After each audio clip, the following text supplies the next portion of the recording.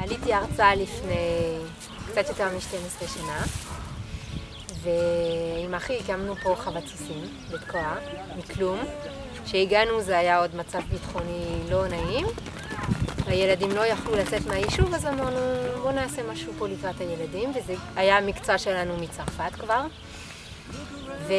ונשארנו, ואנשים באים מכל הארץ, גם מחול, באים גם ללמוד, ליהנות, לקחת פסק זמן, להתחבר לסוסים, להתחבר לנוף, לטבע שיש לנו פה בארץ.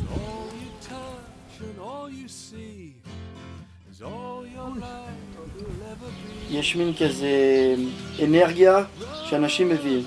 אז מביאים להם, מה שזה מעניין זה נותנים, אני נותן.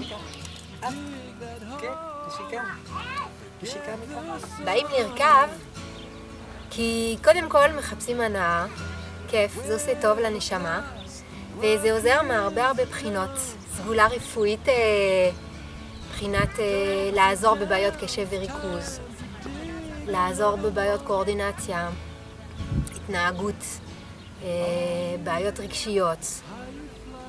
רכיבה זה דבר מיוחד כי התקשורת היא לא מילולית עם הסוסים, אלא היא רגשית ואנרגטית. הסוס הוא קרוב עלינו ברגש. הוא לא חכם כמו בן אדם, אבל יש לו רגש כמו בן אדם. נותן לנו אפשרויות לעבוד עם אנשים. פתאום הם מרגישים שסוסים זה לא משהו מפחיד, זה משהו שאפשר לדבר איתו. לא עם מילים, אז זה מה שקורה בחווה.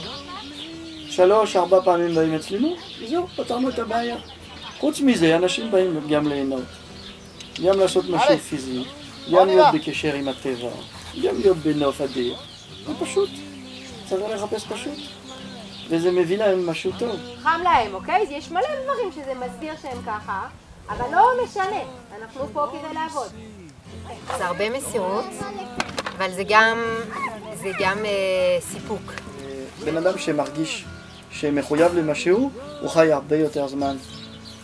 אז נראה לי זה בטבעיות של בן אדם. ישר, לא גשר, ישר. זה הרבה עבודה.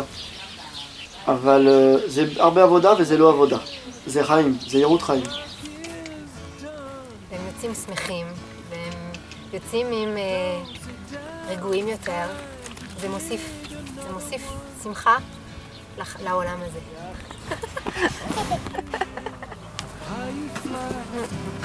But only if you ride the tide, balanced on the biggest wave, you race towards an early grave.